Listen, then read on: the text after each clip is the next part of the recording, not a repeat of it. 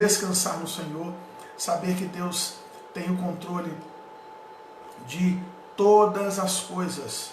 Deus está no trono, Deus é soberano. A visão do profeta Isaías no capítulo 6 se cumpre sempre. Isaías disse assim: no ano em que morreu o rei Uzias, eu vi o Senhor assentado no alto e sublime trono. Deus está no seu trono, governando, reinando, e a gente precisa crer e descansar nisso. Então você aí já abra a sua Bíblia,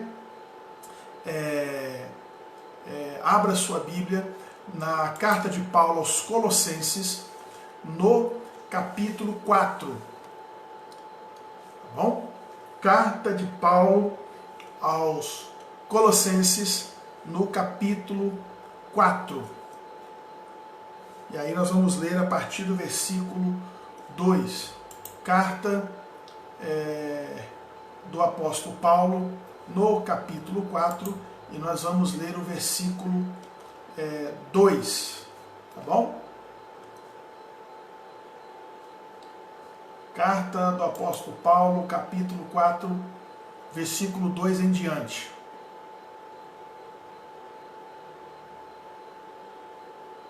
Quantos irmãos vão achando aí? Capítulo 4 da carta do apóstolo Paulo, versículo 2 em diante. Deixa eu abrir aqui. Capítulo 4 da carta de Paulo aos Colossenses, no capítulo 4, versículo 2. Diz assim o texto: perseverai na oração, vigiando com ações de graças, suplicai ao mesmo tempo, também por nós, para que Deus nos abra a porta, a palavra, a fim de falarmos do mistério de Cristo, pelo qual também estou algemado, para que eu o manifeste como devo fazer. Portai-vos com sabedoria para com os que são de fora, e aproveitai as oportunidades. A vossa palavra seja sempre agradável, temperada com sal, para saberes como deveis responder a cada um.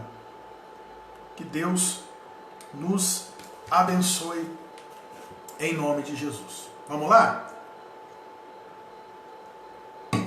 Agora que deu certo o que eu queria fazer. Vamos lá então, pessoal. Ouvimos aqui a palavra de Deus, tá bom? Um pastor chamado Thomas Atkins, o missionário norte-americano que trabalhou aqui no Brasil, em Minas Gerais. Ele escreveu em um dos seus livros que nos Estados Unidos havia um ditado popular que diz assim. Olha o que diz esse ditado popular. Deixa eu só arrumar a câmera aqui. Presta atenção. A coisa principal é fazer da coisa principal a coisa principal. Vocês entenderam? Eu vou repetir aqui, né? A coisa principal é fazer da coisa principal a coisa principal. O que ele quer dizer com isso? O que significa esse ditado na prática? Significa que não podemos dizer que algo é importante para nós e simplesmente deixá-lo para segundo plano. Ou seja, aquilo que a gente diz que é principal, devemos fazer disso que a gente diz que é principal, que é primordial na nossa vida, realmente primordial. Ou seja, o que é importante deve ser feito com prioridade. O que é importante para mim e para você deve ser abraçado por nós como algo que não pode ficar para depois. Se eu digo que algo é importante para mim, esse algo que eu digo que é importante para mim precisa ser a minha prioridade. Nos primeiros capítulos aqui do livro da carta de Paulo aos Colossenses, deixa eu voltar aqui, tinha gente me ligando. Nos primeiros capítulos de Colossenses, o apóstolo Paulo, ele nos fala sobre a supremacia de Cristo. Cristo é supremo, Cristo é acima de todas as coisas. É isso que Paulo fala aqui. Então, os primeiros capítulos 1, 2 e 3, o apóstolo Paulo nos mostra o quanto Cristo é importante no céu e na terra, e que, portanto, Cristo deve ser importante para nós. O que significa que precisamos nos dedicar exclusivamente a Jesus, porque Jesus é tudo. Deu para você entender? O apóstolo Paulo começa aqui nos mostrando que Jesus é tudo, que Jesus ele é supremo e que ele deve ser a pessoa mais importante da nossa história. Então, somos mentirosos quando afirmamos que Cristo é tudo e não vivemos de modo dedicado exclusivamente a Ele. Não dá para trocar em miúdos. É isso que Paulo está dizendo aqui. Se Cristo é tudo em minha vida, e eu digo isso, Ele é tudo, né? Na minha vida nós cantamos hinos assim, exaltamos a Cristo e devemos fazê-lo, mas se a gente afirma que Ele é tudo para mim, para nós, mas nós não vivemos dedicado exclusivamente a Ele, nós vamos nos tornando mentirosos. Então a gente vai declarando em palavras, em ação, palavras e ação conjuntamente, que Cristo é soberano, Ele é Senhor das nossas vidas. É preciso entender isso. Então, numa vida em que Cristo é tudo, essa verdade precisa se manifestar em nossa vida de algumas formas. Como é que eu demonstro, como é que eu declaro que Cristo é tudo na minha vida? Não adianta eu simplesmente declarar, cantar, ainda que isso também faça parte. Nós dizemos palavras de exaltação, dizemos palavras que glorifiquem a Deus, mas essas palavras que glorificam a Deus precisam ser confirmadas, autenticadas com a nossa vida. E o apóstolo Paulo aqui nos mostra pelo menos 3 maneiras, 3 formas de como nós podemos demonstrar em nossa vida que Cristo é tudo para nós. Que Cristo é, como diz um hino antigo, quem tem Jesus tem tudo, quem não tem Jesus não tem nada. Mas como é que eu demonstro isso na prática da vida? O apóstolo Paulo aqui nos dá alguns caminhos para a gente, nos dá algumas orientações, deixa eu abrir, porque eu acabei fechando a Bíblia aqui, de como a gente pode demonstrar com a nossa vida que Cristo é tudo em mim. Primeiro, né, eu preciso demonstrar que Cristo é tudo em mim quando eu coloco a oração como prioridade. Se Cristo é tudo para mim, Ele é mais importante na minha vida. E Jesus enfatizou, Jesus ensinou sobre a oração. A oração precisa ser priorizada em nossa vida. Olha o que Paulo diz, versículo: perseverai na oração, vigiando com ações de graças, suplicai ao mesmo tempo também por nós, para que Deus nos abra a porta à palavra, para a gente falar do Evangelho de Cristo, né? Para que eu manifeste como fazer. Paulo nos orienta sobre a oração. Paulo diz, dediquem-se à oração, estejam alertas e agradecidos, orem também por nós, né? Então, os 3 primeiros versículos do texto que lemos nos fala da oração. Imagine a situação do apóstolo Paulo. Paulo, quando escreve a carta aos Colossenses e mais algumas outras, Paulo está preso, né? Algemas. E ele vai ditando tudo que Deus coloca no seu coração para se dirigir, para que seja encaminhada à igreja de Colossos. Mas, mesmo em meio aos riscos da sua prisão, por causa de Jesus, ele faz da cadeia, ele faz da prisão um púlpito para pregar. Na prisão, Paulo canta, na prisão, Paulo ora, na prisão, Paulo prega, na prisão, Paulo se alegra em Cristo.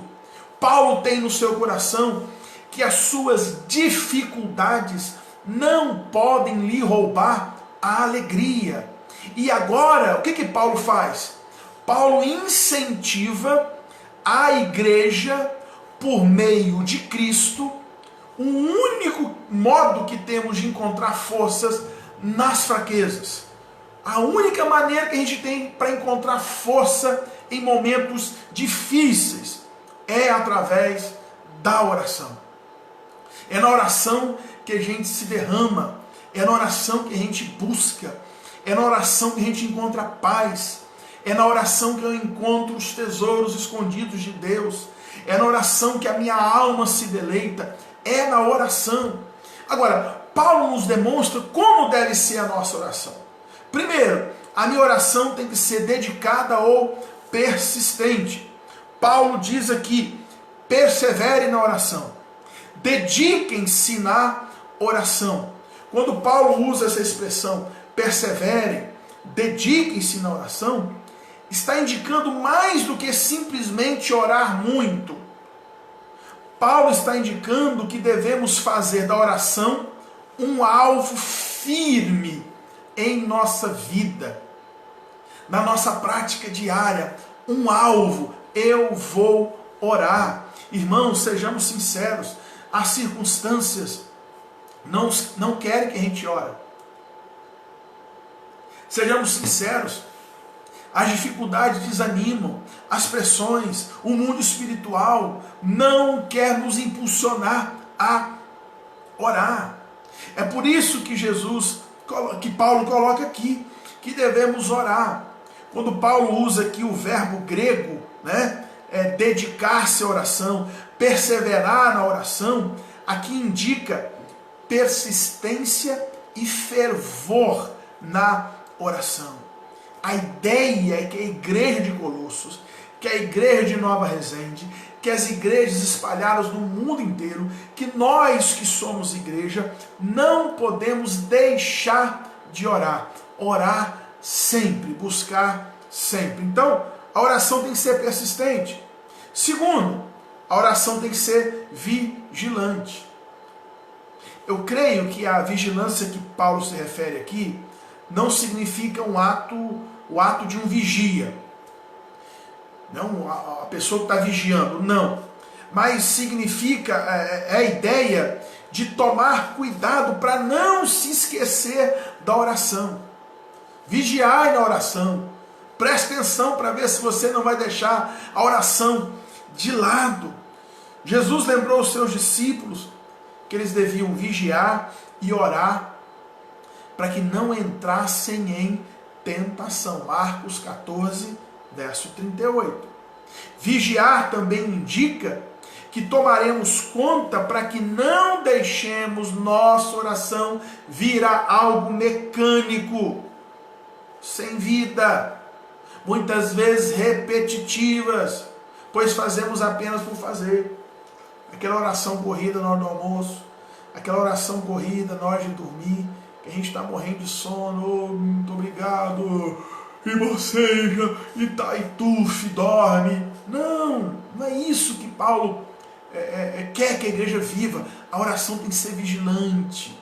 A oração vigilante é uma oração que olha fixamente para Jesus e que nos ajuda na condição de uma vida pura e santa, né? Então, oração vigilante, orar sempre, dedicada, persistente e nunca deixar que as circunstâncias da vida nos roubem esse desejo que precisa estar em nosso coração. Terceiro, Paulo diz que a oração deve ser cheia de gratidão. Se existe algo que deve identificar um cristão, é a gratidão. A gratidão é a maior das virtudes. Um coração agradecido, um coração grato, sempre deixa portas abertas para mais bênçãos de Deus. Agora, um coração fechado, um coração que só murmura. Gente, parece que tem gente que não tem nada, nunca aconteceu nada de bom na sua vida. Só o fato de estarmos respirando é a maior bênção de todas, a vida. Mas tem gente com coração amargo, tem gente que não se alegra quando o outro está alegre. Até chora quando o outro chora, mas se o outro está alegre, ele fica bravo, ele fica amargurado. Então é preciso termos um coração grato. Porque você já fez algo para alguém e essa pessoa não lhe agradeceu? A gente não faz querendo a gratidão, a gente faz por amor. Mas quando não recebemos uma gratidão, é triste. Ajudar alguém que não diz nem um muito obrigado, a gente fica meio olhando assim, mas a gente continua fazendo. É interessante pensar em Paulo preso. Paulo estava preso, lembrem-se disso, quando ele escreveu a carta aos Colossenses. Mas Paulo estava com um coração grato a Deus, agradecido a Deus, né? Quantas pessoas vivem murmurando, reclamando da vida, não aprendem que é a gratidão que nos garante a vitória, que é a gratidão que nos garante um coração leve, que é a gratidão que nos garante um coração feliz e alegre. Então a oração tem que ser cheia de gratidão. Agora, ainda dentro da oração, tem algo que precisa permear as nossas orações, né? A gratidão, né? A vigilância, a persistência e também a intercessão. Tem oração que não tem intercessão. A oração de intercessão é aquela oração, né, que eu oro pelo outro. No versículo 3 e 4, o apóstolo Paulo faz um pedido pessoal. Orem por mim. Aqui tem algo para a gente pensar. Paulo está preso. Tem algemas, né? Talvez em momentos se encontrava algemado, braços, pernas, acorrentado à parede, em outros momentos livre dentro de uma casa, mas em prisão domiciliar. Mas ele está lá. Mas ele não pede para que a igreja ore para ele ser posto em liberdade. Qual o pedido de oração de Paulo? Isso aqui é fantástico. Paulo pede para a igreja orar por ele, para que Deus abra uma porta para ele pregar a mensagem do Evangelho. Olha que coisa linda! Orem por mim para que Deus me abra uma porta para que eu possa pregar a mensagem do Evangelho. Para Paulo, Deus, a sua palavra, a pregação do Evangelho, Cristo, são os assuntos de Paulo.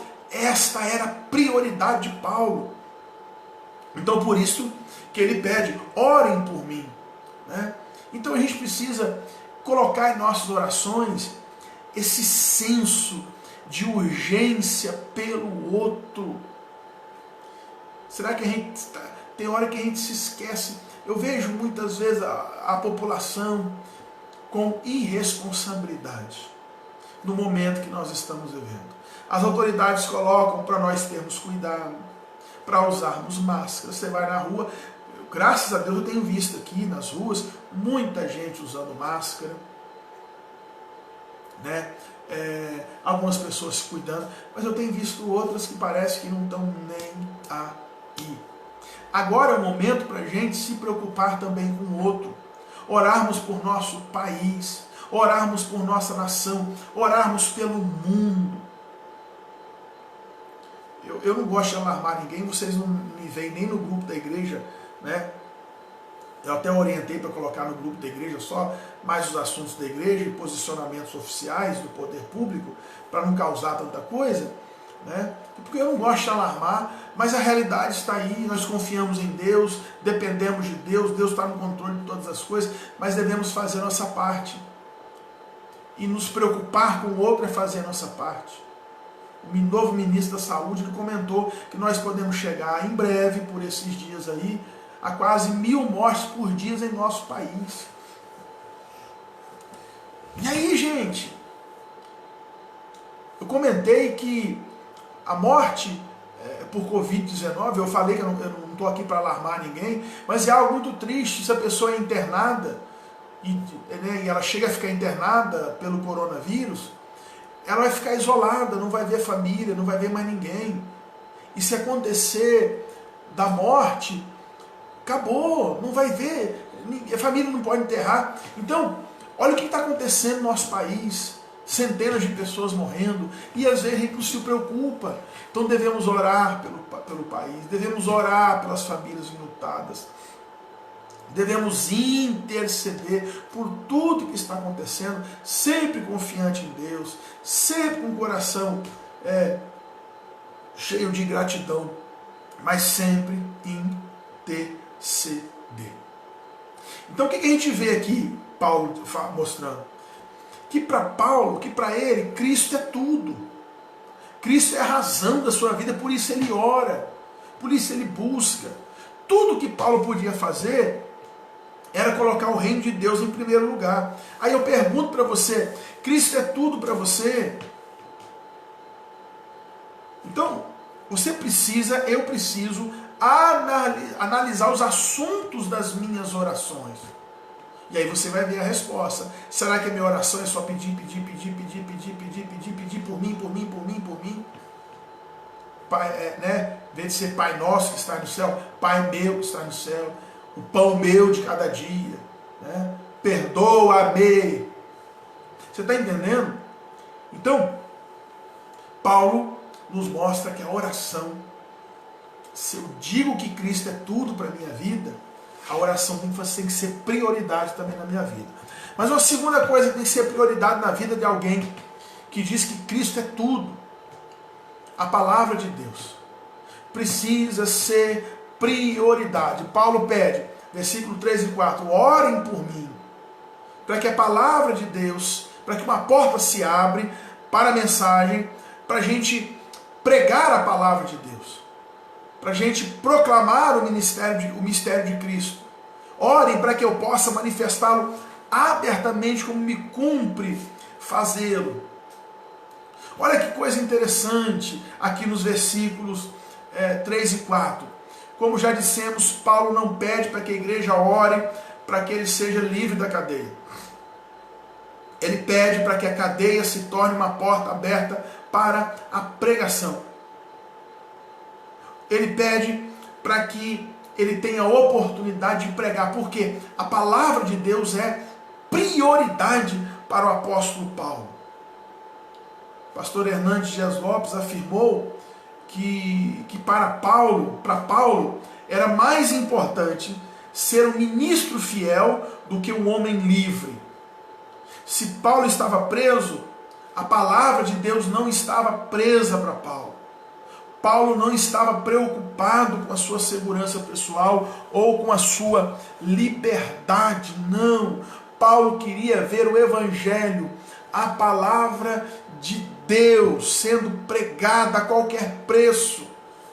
Paulo estava preso por causa da pregação do evangelho. Pastor Hernandes Dias Lopes, vou citá-lo de novo, ele num livro, ele conta a história de John Bunyan, que escreveu o livro Peregrino. Aí ele conta uma ilustração. Quando John Bunyan foi preso na Inglaterra no século XVII por pregar o evangelho, né? Porque que foi proibido de pregar o evangelho na praça, e John Bunyan estava lá pregando. As autoridades chegaram para John Bunyan e disseram que libertariam ele se ele prometesse deixar de pregar. Olha a resposta de John Bunyan: se eu sair da prisão hoje, amanhã, com a ajuda de Deus, estarei pregando o evangelho novamente. É interessante que quando Paulo pede oração, Paulo entende e ensina que a igreja está se envolvendo no seu ministério. Então isso nos mostra a necessidade que temos de orar por todos que pregam a palavra de Deus nas formas mais específicas. Missionários, pastores, evangelistas, líderes, todos que estão incumbidos da pregação do evangelho de forma mais específica. Sempre pedimos a Deus que os abençoe, que os proteja, mas precisamos ser mais específicos em nossas orações. Missionários precisam de dinheiro para comida, de saúde, de escola para os filhos, das suas questões familiares, perseguições, desafios que somente com oração podem ser vencidos esses problemas. Então a igreja tem que orar para que a palavra de Deus permaneça. Existe uma história de um homem que estava visitando a igreja de Charles Spurgeon em Londres, lá na Inglaterra, e era acompanhado de um pregador que lhe servia de guia, que ia mostrando para eles: olha, aqui as dependências da igreja, aqui fica isso, aqui o escritório, tal. Em certo momento, Spurgeon perguntou ao visitante. O visitante foi Spurgeon que estava mostrando para ele. Aí o pregador, Spurgeon, perguntou: você gostaria de ver a casa de força desse ministério? E o cara: claro que eu quero ver. E ele levou o visitante para um auditório no piso inferior. Quando eles chegaram lá, o Spurgeon, o pregador, disse ao visitante: é deste lugar que vem a nossa energia, pois quando eu estou pregando, olha a importância da pregação, no andar de cima, centenas de pessoas de minha congregação estão orando nesta sala que ficava no piso de baixo. Não é à toa que Deus abençoava tanto Spurgeon quando ele pregava a palavra. Aquela igreja entendeu a importância da palavra. Eu quero te fazer uma pergunta muito pessoal mesmo, que me envolve. Acho que vocês já estão se acostumando comigo, com o meu jeitão diretão de ser. Mas eu quero fazer uma pergunta que me envolve. Spurgeon tinha uma igreja que intercedia por ele. Enquanto Spurgeon estava pregando no piso superior, tinha centenas de pessoas no piso inferior, orando, como se estivesse colocando fogo, para que o sermão do Spurgeon atingisse milhares de corações como atingiu. Vocês têm orado pelo pastor Giancarlo? É isso mesmo. Vocês têm orado para que esse momento que a gente tem ministrado aqui todos os dias. Todos os dias a gente está aqui. O único dia que eu não estou aqui é no sábado, porque sábado é o culto de jovens, mas está sendo pregado também. Mas de segunda a sexta e domingo, de manhã e à tarde, eu estou aqui. Você tem orado por mim? Para que Deus vai abrindo mais e mais portas ainda. Para que Deus vá me dando capacidade para transmitir o Evangelho de Deus. Todos os dias, que essa palavra chegue. Será que você tem orado à semelhança daquela igreja de Spurgeon, lá em Londres, que orava todos os dias, Toda a pregação de Spurgeon, a igreja estava lá embaixo, orando e intercedendo. Você tem orado por mim? Tá bom? Só uma perguntinha para ficar aí no seu coração. Se não, comece hoje a interceder, para que seja um tempo. Eu levo muito a sério isso aqui. A minha oração é que essa mensagem alcance dezenas, milhares, centenas de coração. Por isso que eu peço para você criar sala de vídeo. Por isso que eu peço para se inscrever no canal lá no YouTube, para que mais pessoas sejam alcançadas ainda. Né? Então a palavra de Deus tem que ser prioridade no nosso coração. Os nossos assuntos precisam ser recheados da palavra de Jesus. Jesus tem que fazer parte das nossas conversas, minha gente. Os nossos interesses pessoais não podem ser mesquinhos e particulares somente. Precisam ser os interesses de Deus e do seu reino.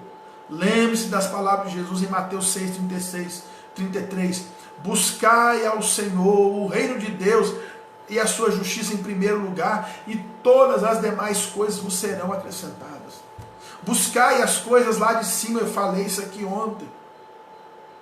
Quanto tempo será necessário para que nós aprendamos que Deus e a sua obra é a única coisa importante da nossa vida? Quanto tempo será que a gente vai ficando aí, a gente fica aí patinando, né? Você tem aproveitado as dificuldades e os momentos difíceis da sua vida para viver e pregar a Jesus? O tempo que a gente está vivendo agora. Eu me lembro de um irmão que mandou uma mensagem para mim e falou assim: pastor, foi de Deus o tema que o senhor escolheu o ano passado para a nossa igreja esse ano. Qual é o tema esse ano, gente? Está aqui, ó. É tempo de esperança. Gente, vocês prestarem atenção na camiseta que você tem, na máscara que a gente mandou fazer. É tempo. Quando eu uso aquela máscara que tem um embleminha aqui, é tempo de esperança. Quando alguém vê e lê aquilo, meu Deus, que tempo difícil, que tempo de dificuldade. Mas nós estamos falando que é tempo de esperança. E para mostrarmos que é tempo de esperança, eu preciso valorizar a palavra de Deus. Mas em terceiro lugar, para a gente terminar, né? Primeiro, a oração, prioridade. Se Cristo é importante na minha vida, a oração tem que ser prioridade. A palavra de Deus tem que ser prioridade. E o testemunho cristão deve ser priorizado em nossas vidas. Olha o que diz o versículo 5 e 6.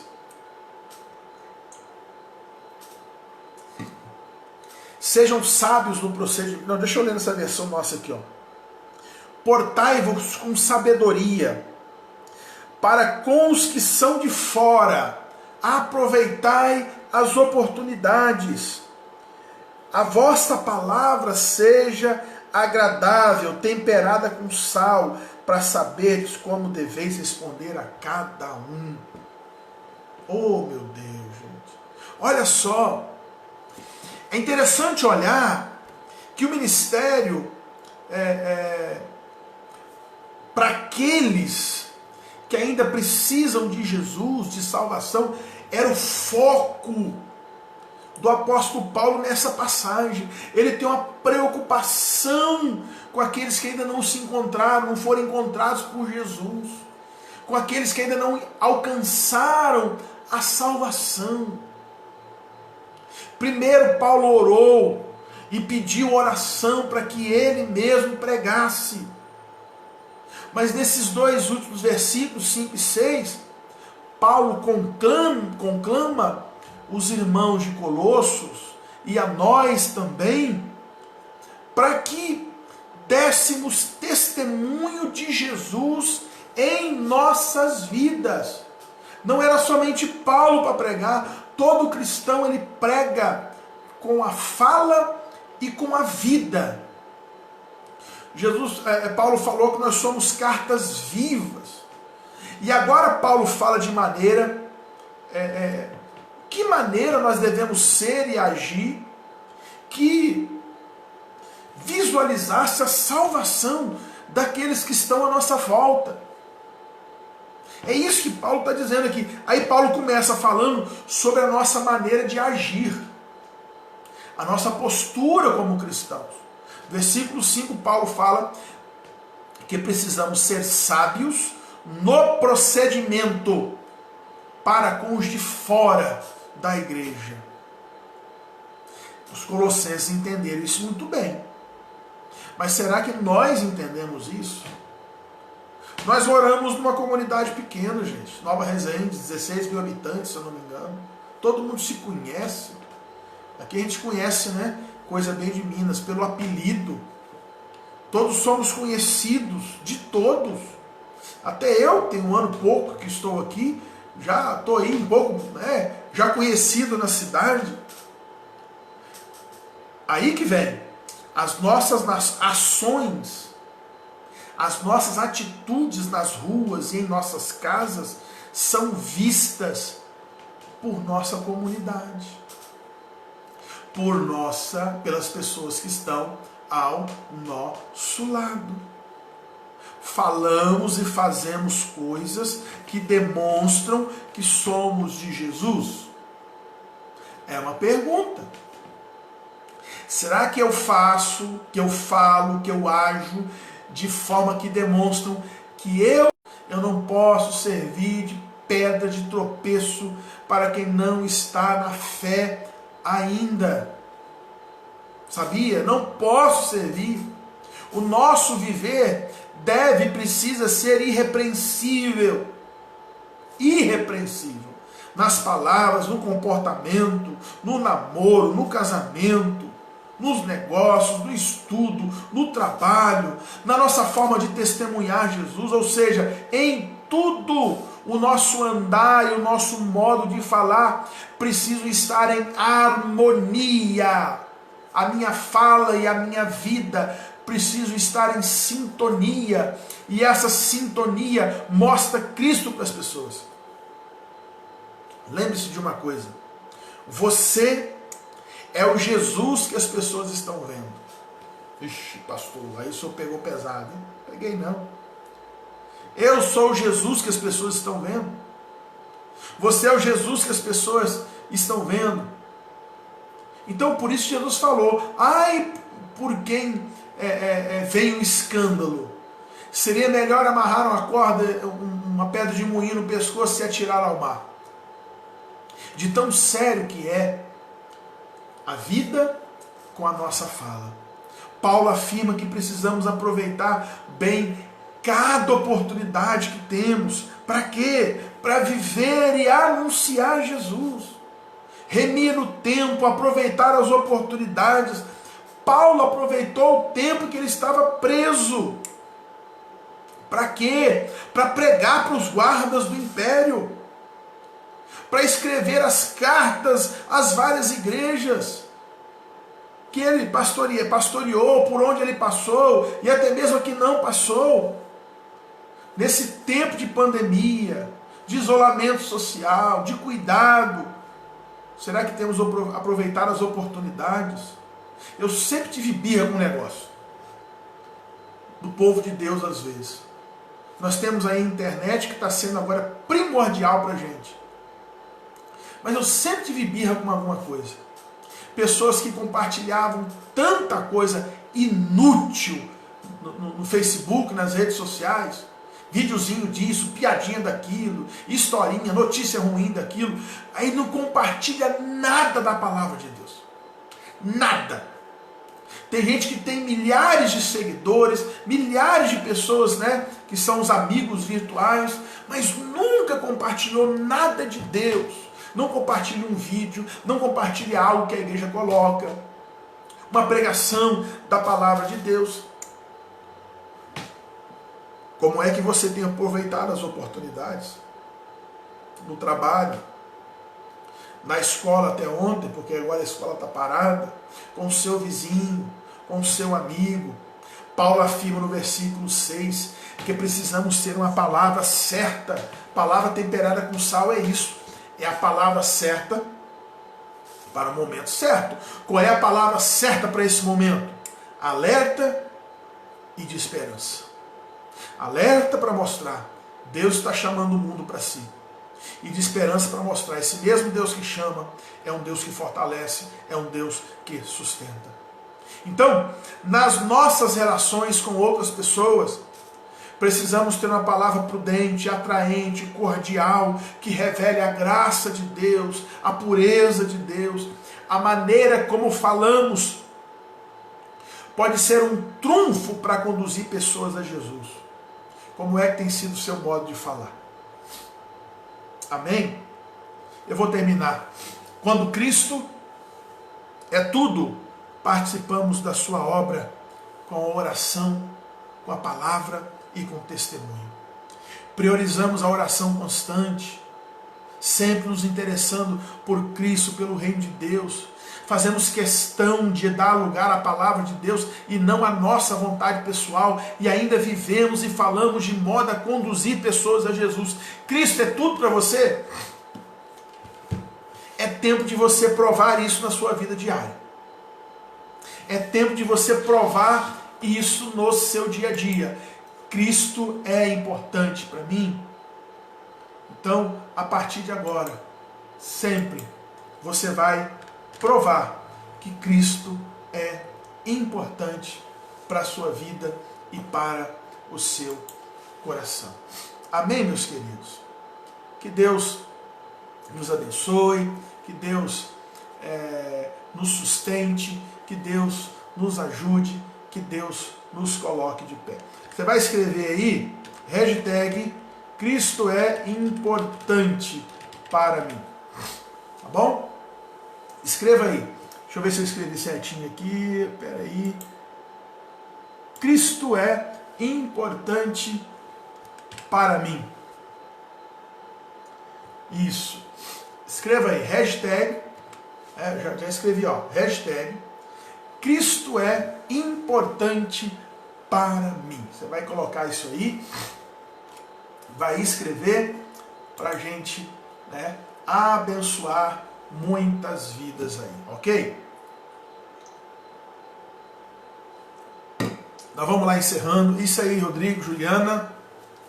Cristo é importante para mim. Enquanto você escreve aí, deixa eu falar. Sexta-feira passada eu esqueci, fiquei tão empolgado com a live do louvor, que eu esqueci que tem a oração da meia-noite, gente. Então, à meia-noite, eu estarei junto com vocês mais uma vez, beleza? Escreve aí, hashtag Cristo é importante para mim. Tá bom? Então, meia-noite, quem tiver acordado aí, fique aí que eu vou chamar o pessoal para a gente ter um momento breve de oração. Não vou me alongar, até porque o feriado foi hoje, amanhã o comércio está aberto, o pessoal vai trabalhar. Nós estaremos em oração, um breve momento, uma palavra bem curtinha e uma oração de intercessão por minha vida, por sua vida também. Tá ok? Escreve aí pra gente. Abração para a irmã Elvira, para Francisca Melo, que está assistindo, Breno também, Guimarães, Adivário, Sônia, deixa eu ver aqui, Ilma Ugnin, Bairro de São Francisco, Espírito Santo. Deus abençoe também a sua vida. Zé Carlos e Crenildo, Oséias, Elton, Greide Daniel, Rose, Daiane Oliveira, Marilza e Júnior, Andréia Fernandes, Denilce, Fernando Oliveira, Rodrigo Juliana, vamos ver aqui mais quem, Josiane entrou aqui, Regina Ribeiro, Edna, também um abração, Marlene, Kátia, Júnior Silva, Mozart, muita gente aí participando com a gente também aqui. Tá bom, pessoal? Deus abençoe a todos. Daqui a pouquinho, à meia-noite, estaremos juntos para mais um tempo abençoado. Tá bom? Deus abençoe a todos em nome de Jesus.